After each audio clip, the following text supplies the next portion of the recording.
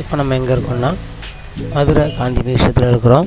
இங்கே எதுக்கு நம்ம வந்திருக்கோம்னா ஒரு ஸ்டுடியோ செட்டப்புக்கு என்னென்ன செட்டிங்ஸ்லாம் தேவை, மற்றபடி எப்படி நம்ம லைட் செட்டிங்ஸ்லாம் வைக்கணும், ஃபோட்டோகிராஃபியில் என்னென்ன இம்ப்ரூவ்மெண்ட் பண்ணலாங்கிற ஒரு சின்ன கிளாஸஸ் போகுது. அதுக்காக நம்ம வந்திருக்கிறோம். சரி வாங்க உள்ளே போகலாம். மறுபடியும் நம்ம காந்தி மியூசியத்துக்கு வந்தாச்சு. என்ட்ரன்ஸ் பார்த்தோம். காந்தி மியூசியத்துடைய என்ட்ரன்ஸ் ரொம்ப அழகாக இருந்தது.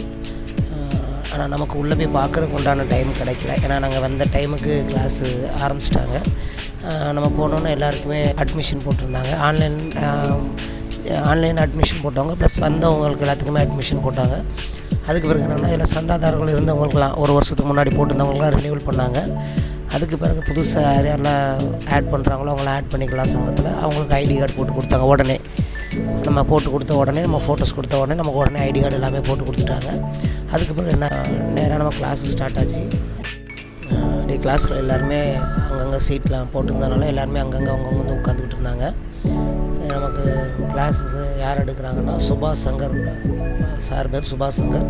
இவர் வந்து ஃபீல்டில் குறைஞ்சது ஒரு 20 வருஷமாக இருக்கிறாங்கன்னு நினைக்கிறேன். இவங்க நிறையா ஃபீல்டு ஒர்க் நிறையா பண்ணியிருக்கிறாங்க.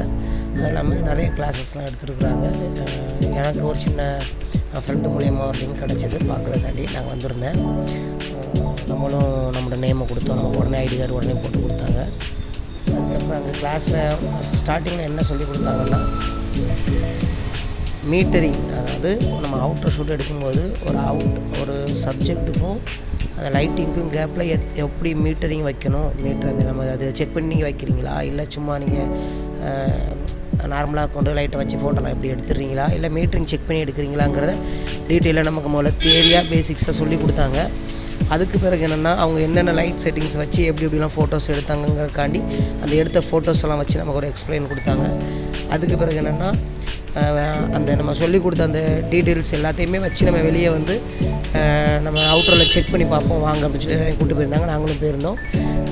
போய் வெளியே வச்சு என்ன பண்ணியிருந்தாங்கன்னா சன்லைட்டில் ஒரு மீட்டரிங் லைட்டை வச்சு மீட்டரிங் வச்சு செக் பண்ணி எடுக்கிறது எப்படி, ஃபஸ்ட்டு ஸ்டார்டிங் என்ன சொன்னாங்கன்னா லைட் இல்லாமல் ரெஃப்ளெக்டர் இல்லாமல் ஒரு ஃபோட்டோ எடுத்தால் எப்படி இருக்கும், ரெஃப்ளெக்டர் வச்சு எடுத்தால் எப்படி ஃபோட்டோ இருக்குங்கிறத பற்றி நீட்டாக நமக்கு சொல்லி கொடுத்தாங்க. அப்புறம் அது இடப்பட்ட அந்த ஸ்டெப்ஸு, நம்ம ஸ்டெப்பு வந்து 0 பாயிண்டில் வச்சு தான் எப்போவுமே எடுக்கணும். அதெல்லாம் வந்து அக்யூரேட்டாக அழகாக சொல்லி கொடுத்தாங்க. நாங்களும் ஃபோட்டோஸ்லாம் எடுத்து செக் பண்ணி பார்த்தோம். ரொம்ப அழகாக இருந்தது. அப்புறம் பார்த்திங்கன்னா நம்ம அவுட்ரு ஃப்ளாஷை வச்சு நம்ம எடுக்கும்போது சப்ஜெக்ட்டுக்கும் அந்த லைட்டுக்கும் கேப்பு எத்தனை மீட்ரு இடைவெளி இருக்கணும் அப்படிங்கிறதையும் அவ்வளோ அழகாக சொல்லி கொடுத்தாங்க. ரொம்ப பயனுள்ளதாக இருந்தது. அதுக்கு பிறகு என்ன பண்ணோன்னா மறுபடியும் இன்டோர் கிளாஸஸ் இது முடிச்சுட்டு டேரெக்டாக இன்டோர் கிளாஸுக்கு போனோம். ஒரு ஸ்டுடியோ செட்டிங்ஸ்குள்ளே நம்ம ஒரு ஃபோட்டோஸ் எவ்வளோ அழகாக எடுக்கலாம், சின்ன சின்ன பொருட்களை வச்சு நம்ம எவ்வளோ அழகாக ஃபோட்டோவை மிகப்படுத்தி காட்டலாம் அப்படிங்கிறதெல்லாம் அழகாக சொல்லி கொடுத்தாங்க. நீங்கள் அவங்க சொல்லிக் கொடுக்குறாங்க. அவங்களுடைய கிளாஸஸ் நான் இதில் அப்லோட் பண்ணியிருக்கேன். நீங்கள் அதை கேளுங்க, உங்களுக்கு ரொம்ப பிரயோஜனமாக தான் இருக்கும்.